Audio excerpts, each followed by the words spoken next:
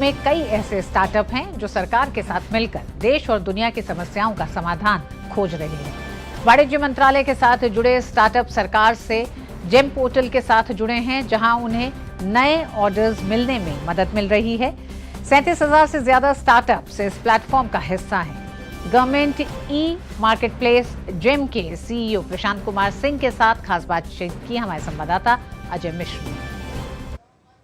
नई दिल्ली के भारत मंडपम में स्टार्टअप महाकुंभ की शुरुआत हो चुकी है। 2024 इतिहास में याद रखा जाएगा जब भारत के स्टार्टअप इकोसिस्टम को ग्लोबल ले जाने की तैयारी है। मेरे पीछे आप देख रहे हैं गवर्नमेंट ई मार्केट प्लेस, जिसने एक नया रिकॉर्ड बनाया है और स्टार्टअप इकोसिस्टम को क्या कुछ मदद मिल रही है जेम प्लेटफॉर्म्स पर, उस पर बात करने के लिए हमारे साथ जेम के सीईओ प्रशांत कुमार सिंह हैं। सर, बहुत बहुत धन्यवाद हमसे बात करने के लिए। स्टार्टअप इकोसिस्टम जेम, कनेक्शन क्या है और फोकस क्या है? पहला कनेक्शन तो यही है कि हम खुद ही स्टार्टअप है गवर्नमेंट के इकोसिस्टम में, और जिस तरह हमारी ग्रोथ रही हम चाहते हैं कि हर एक स्टार्टअप हिंदुस्तान का ऐसे ही ग्रो करे। हमने पहले साल में 400 करोड़ किया और इस साल हम 4 लाख करोड़ करेंगे, तो 1000 टाइम्स की ग्रोथ हमारी हुई है। और इंक्लूसिविटी का जो हमारा पिलर है उसमें हम खास बल देते हैं कि जितने स्टार्टअप्स हैं उनको हम प्रमोट कर पाएँ। अभी करंटली हमारे पास 23,000 स्टार्टअप्स हैं और करीब 23-24 हज़ार करोड़ का व्यवसाय कर चुके हैं।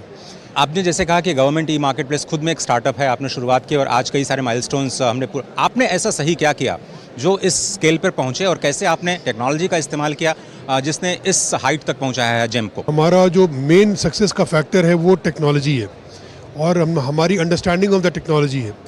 और हमने ये भी सोचा कि भाई जिसके लिए हम काम कर रहे हैं उसका दर्द हम समझें।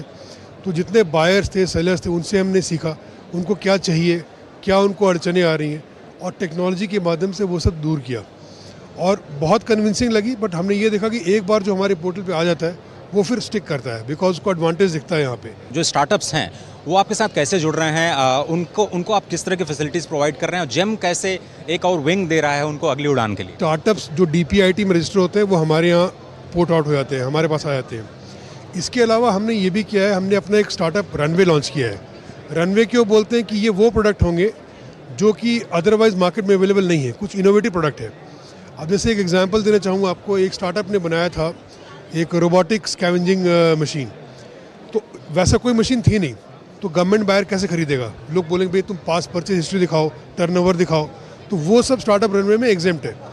तो वो सिर्फ बायर डिसाइड करेगा कि मैं मुझे लेना है कि नहीं, अपना ऑल्टरनेटिव से मैच करेगा कि ये कॉस्ट कंपैटिबल है कि नहीं, कितना एफिशिएंट है।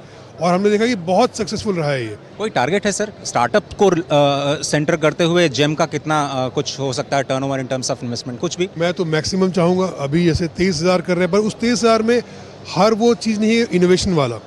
तो अब गोइंग फॉरवर्ड हम ये करेंगे कि जहाँ पे जो स्टार्टअप्स इनोवेट करके आ रहे हैं, अपना बना रहे हैं, उसको हम इंकरेजमेंट देंगे। इस इवेंट के बाद हम लोग स्टार्टअप से इंडिविजुअली भी एसोसिएट करेंगे, एज ए ग्रुप भी करेंगे, एज अ सेक्टर भी करेंगे, स्टेट वाइज है वो भी करेंगे, ताकि जितना कंट्रीब्यूट कर सके। हमें पता है स्टार्टअप का दर्द और हमें पता है स्टार्टअप की सक्सेस, तो उस माध्यम से हम उसको सबको आगे लेके जाएंगे। बहुत बहुत धन्यवाद सर बात करने के लिए। तो करीब 1.25 लाख स्टार्टअप्स में से 23,000 जेम प्लेटफॉर्म पर ऑनबोर्ड हो चुके हैं, और कहते हैं कि अगर गवर्नमेंट से ऑर्डर्स मिलना अगर पक्का होता है तो स्टार्टअप के अंदर एक नया जुनून होता है कुछ कर दिखाने का, और कुछ ऐसे सॉल्यूशंस जो कि ग्रैंड चैलेंजेस का समाधान दे सकते हैं देश और इंटरनेशनल स्टैंडर्ड पर भी, उनको एक नई पहचान इस इन्वेस्टर महाकुंभ से मिलने जा रही है। कैमरामैन गौरव गिरी के साथ अजय मिश्र, DD न्यूज़, भारत मंडपम, दिल्ली। भारतीय अर्थव्यवस्था